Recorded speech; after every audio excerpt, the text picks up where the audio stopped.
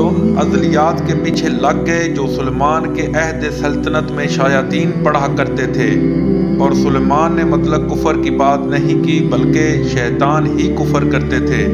کہ لوگوں کو جادو سکھاتے تھے، اور ان باتوں کے بھی پیچھے لگ گئے جو شہر بابل میں 2 فرشتوں یعنی ہاروت اور ماروت پر اتری تھیں،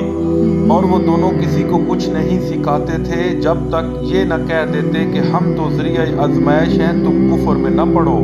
غرض لوگ ان سے ایسا جادو سیکھتے جس سے میاں بیوی میں جدائی ڈال دیں۔ اللہ کے حکم کے سوا وہ اس جادو سے کسی کا کچھ بھی نہیں بگاڑ سکتے تھے، اور کچھ ایسے منتر سیکھتے جو ان کو نقصان ہی پہنچاتے اور فائدہ کچھ نہ دیتے، اور وہ جانتے تھے کہ جو شخص ایسی چیزوں یعنی سحر اور منتر وغیرہ کا خریدار ہوگا اس کا آخرت میں کچھ حصہ نہیں، اور جس چیز کے عوض انہوں نے اپنی جانوں کو بیچ ڈالا وہ بری تھی۔ کاش وہ اس بات کو جانتے،